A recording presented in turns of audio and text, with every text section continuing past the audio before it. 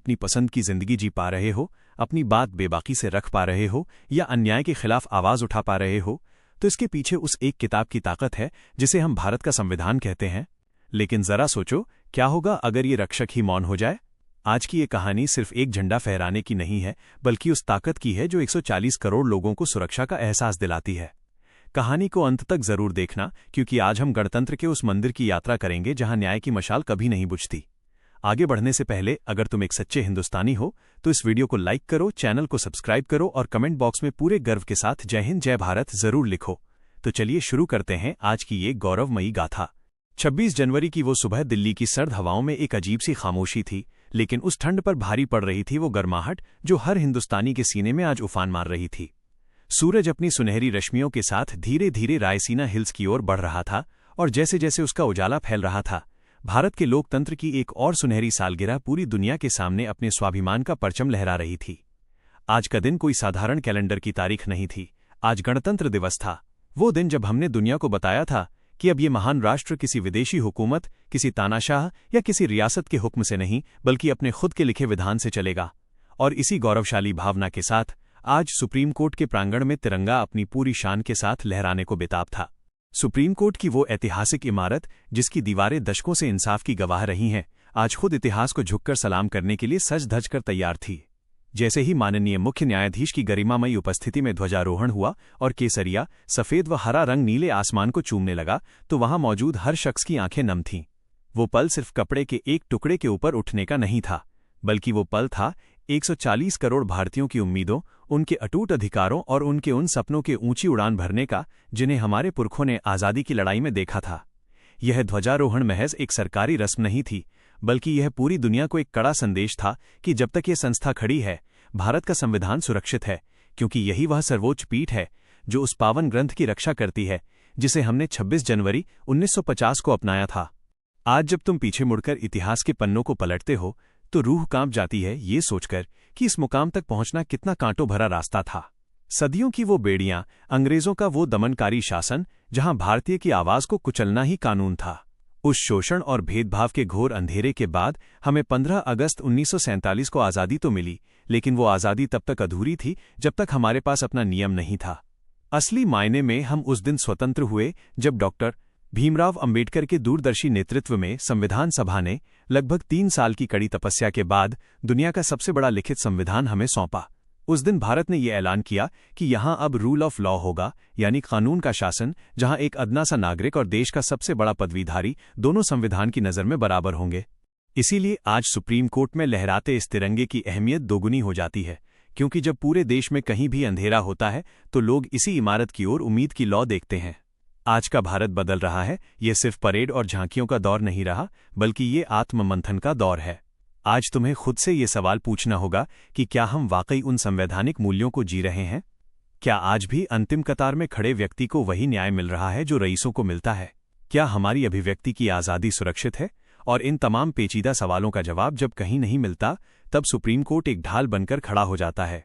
यहाँ का झंडा तोलन हमें याद दिलाता है कि लोकतंत्र सिर्फ वोट डालने से नहीं, बल्कि हर नागरिक को मिलने वाले न्याय से जीवंत रहता है। आज का समय बदलावों का समंदर है, जहाँ टेक्नोलॉजी की लहरें हर दिन नई चुनौतियां ला रही हैं, नए कानून बन रहे हैं, पुराने कानूनों को आधुनिक संदर्भों में फिर से परिभाषित किया जा रहा है।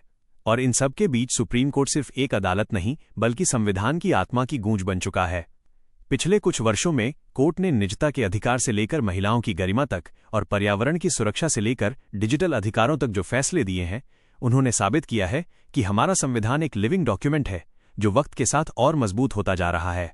इसीलिए 26 जनवरी का ये समारोह एक परंपरा से कहीं ऊपर उठकर एक अटूट विश्वास का प्रतीक बन जाता है कि विधायिका और कार्यपालिका के साथ साथ न्यायपालिका भी लोकतंत्र का वो स्तंभ है जो कभी झुकने नहीं पाएगा। ये कहानी सिर्फ दिल्ली के लुटियन जोन तक सीमित नहीं है, बाहर हिंदुस्तान के कोने कोने में आज उत्सव का सैलाब है। कहीं किसी सुदूर गांव के छोटे से स्कूल में बच्चा फटे हुए जूतों में भी तिरंगा थामे जन गण मन गा रहा है, तो कहीं शहरों की ऊंची इमारतों पर गर्व से केसरिया रंग लहरा रहा है। सोशल मीडिया के इस दौर में जहां हर तरफ सूचनाओं का अंबार है, वहां भी लोग संविधान की प्रस्तावना साझा कर अपनी जड़ों को याद कर रहे हैं। लेकिन सुप्रीम कोर्ट की छत पर लहराता वो परचम एक अलग ही शांति और शक्ति का एहसास कराता है। ये तुम्हें समझाता है कि राजनीतिक शोर और सोशल मीडिया के विवादों के बीच अगर कोई चीज हमें एक सूत्र में पिरोए रखती है तो वो हमारा संविधान ही है, जिसके हम सब ऋणी हैं। 26 जनवरी का इतिहास हमें ये भी सिखाता है कि आज़ादी मुफ्त में नहीं मिलती और न ही इसे मुफ्त में बनाए रखा जा सकता है। ये दिन तुम्हें तुम्हारे अधिकारों के साथ साथ उन कर्तव्यों की भी याद दिलाता है जिन्हें तुम अक्सर भूल जाते हो। संविधान ने अगर तुम्हें बोलने की आज़ादी दी तो देश की एकता बनाए रखने की जिम्मेदारी भी दी। सुप्रीम कोर्ट में लहराता ये झंडा आज के युवाओं से संवाद कर रहा है, उन युवाओं से जो इंटरनेट और एआई के युग में भविष्य बुन रहे हैं। उनके लिए गणतंत्र दिवस सिर्फ एक लॉन्ग वीकेंड या छुट्टी का दिन नहीं होना चाहिए, बल्कि ये दिन होना चाहिए उस जिम्मेदारी को समझने का कि इस देश की बागडोर अब उनके हाथों में है। संविधान ने उन्हें जो ताकत दी है वे उसका इस्तेमाल देश को और ऊंचाइयों पर ले जाने के लिए करें। जैसे जैसे शाम ढलती है और बीटिंग रिट्रीट की धुनें गूंजती हैं, समारोह भले ही समाप्त हो जाएं, लेकिन वह तिरंगा जो सुप्रीम कोर्ट की मुंडेर पर फहराया गया है वो रात के अंधेरे में भी हमारी अंतरात्मा में चमकता रहता है। वो ये गवाही देता है कि जब तक ये संविधान है तब तक भारत का लोकतंत्र अमर है। इतिहास इस बात का साक्षी है कि जब जब काले बादल छाए, जब जब लोकतंत्र पर संकट आया, इसी न्याय के मंदिर ने देश को रास्ता दिखाया। यह कहानी किसी एक तारीख की नहीं, बल्कि एक शाश्वत विचार की है, एक ऐसे भारत की है जिसने शक्ति पर सत्य की विजय को चुना, विविधता में एकता को चुना और कानून को सर्वोच्च माना। जाते जाते बस इतना ही कहूंगा कि गणतंत्र कोई एक दिन का मेला नहीं, बल्कि हर सांस के साथ निभाई जाने वाली एक प्रतिज्ञा है। उम्मीद है तुम्हें हमारी ये गौरव गाथा पसंद आई होगी। अगर तुम्हें इस वीडियो ने प्रेरित किया है तो इसे अपने दोस्तों और परिवार के साथ शेयर करना न भूलना, ताकि हर भारतीय अपने संविधान की ताकत को समझ सके। हमारे चैनल को सब्सक्राइब करके इस सफर का हिस्सा बनो और कमेंट में एक बार फिर लिख दो, जय हिंद, जय भारत। मिलते हैं इमारतों तक सीमित नहीं है, बल्कि ये उस न्याय की गहराई तक जाता है जो हमारे घर की चौखट तक पहुंचता है। अक्सर हम सोचते हैं कि संविधान केवल वकीलों और जजों के बीच की बहस है, लेकिन सच तो ये है कि जब तुम सुबह सोकर उठते हो और बिना किसी खौफ के अपनी पसंद का काम करने निकलते हो तो वो संविधान ही है जो तुम्हारे साथ साए की तरह चलता है। सुप्रीम कोर्ट की प्राचीर से दिखने वाला ये तिरंगा गवाही देता है कि भारत का हर नागरिक, चाहे वो किसी भी धर्म, जाति या लिंग का हो, इस मिट्टी पर बराबरी का हक रखता है। ये वो अधिकार है जिसे मौलिक अधिकार कहा गया है और इनकी रक्षा का जिम्मा उसी मंदिर के पास है जिसके बारे में हम बात कर रहे हैं। इतिहास गवाह है कि कई बार ऐसी स्थितियां आईं जब लगा कि शायद लोकतंत्र की बुनियाद हिल जाएगी, लेकिन हर बार संविधान की व्याख्या ने इस देश को डूबने से बचाया। तुम्हें याद होगा आपातकाल का वो दौर जब नागरिक अधिकारों पर ताले लगा दिए गए थे, तब भी इसी न्यायपालिका ने धीरे धीरे लोकतंत्र की जड़ों में पानी देने का काम किया। आज जब तुम इंटरनेट पर अपनी राय रखते हो तो सुप्रीम कोर्ट ने ही उसे निजता का अधिकार मानकर सुरक्षित किया है। ये समझना बहुत जरूरी है कि संविधान कोई निर्जीव किताब नहीं है, बल्कि ये एक धड़कता हुआ दस्तावेज है जो हर उस इंसान के साथ धड़कता है जो न्याय की उम्मीद में अपनी आंखें ऊपर उठाता है। आज की दुनिया में जहां पावर और पैसे का बोलबाला बढ़ रहा है, वहां सुप्रीम कोर्ट का ये झंडा एक संतुलन बनाए रखता है। ये हमें याद दिलाता है कि सत्ता चाहे कितनी भी ताकतवर क्यों न हो, वो संविधान से ऊपर कभी नहीं हो सकती।